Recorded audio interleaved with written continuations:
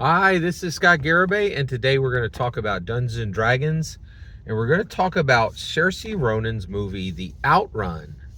Now, what's interesting is I've only seen the trailer, but there was a banger line in the trailer, and it illuminates a very serious, very real problem that we have in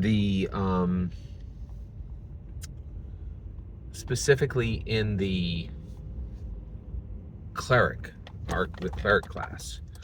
So it's really fascinating. Dungeons and Dragons is one of the most lopsided uh, knowledge containers that's ever been created. And one of the nice things is we spent 50 years doing Dungeons and Dragons. We did it almost completely all wrong.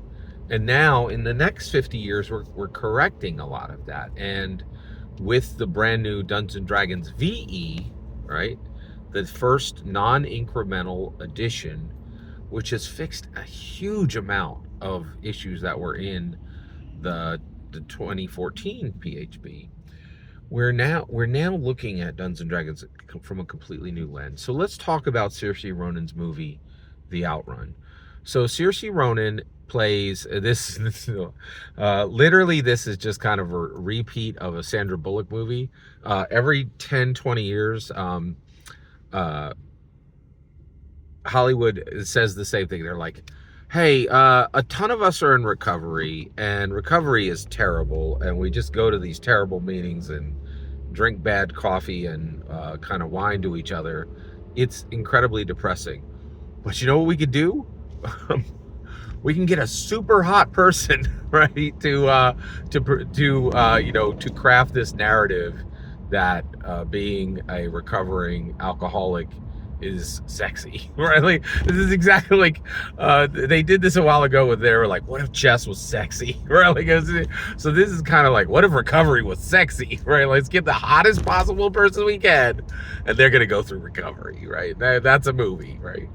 So, and it's I made it through the Sandra Bullock one. I think it was called 28 Weeks or whatever.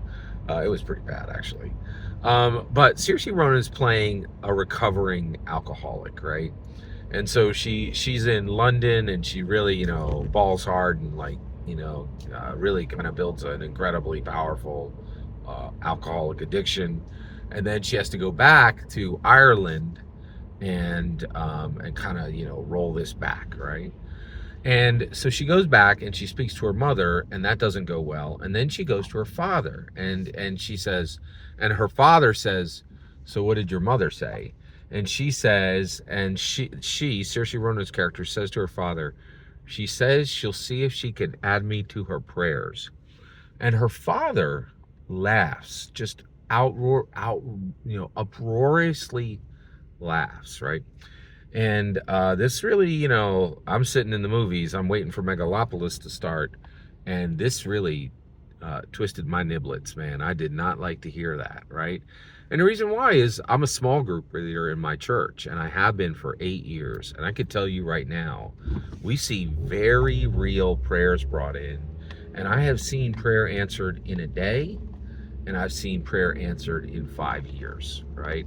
And I could tell you, and I know you, right? I know you, atheist agnostic out there, you don't think prayer is real, right? But I could tell you right now, I see it every week, right? Real answered prayer. It is extremely real. And it is challenging waiting for prayers that God says no to.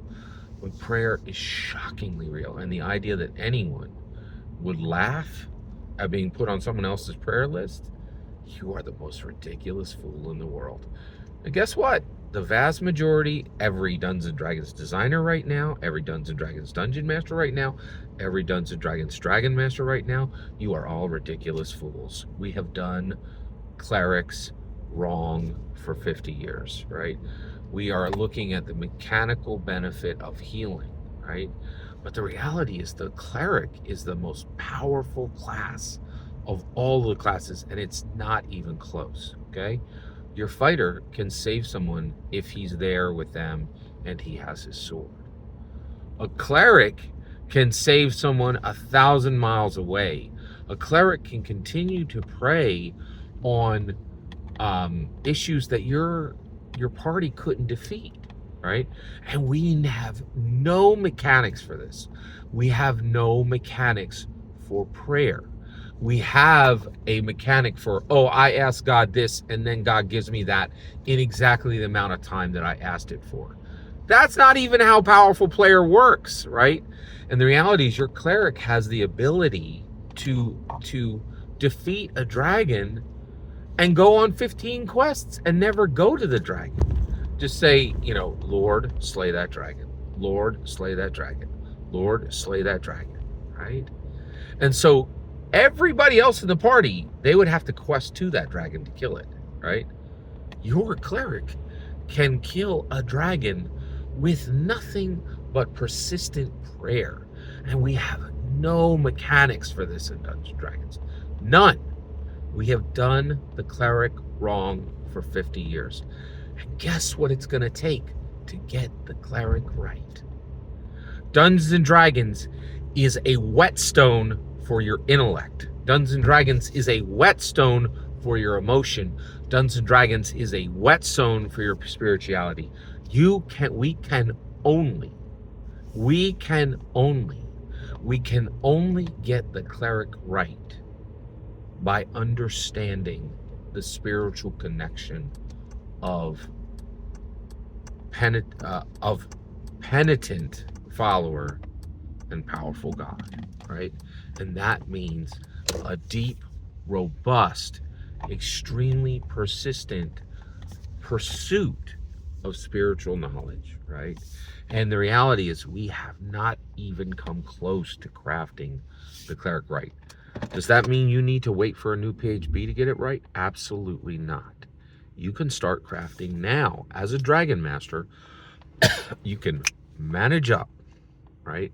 Fix the cleric class and begin praying every single session for one thing. And don't stop until your Dungeon Master gives it to you. We can fix the cleric. The cleric is fundamentally broke.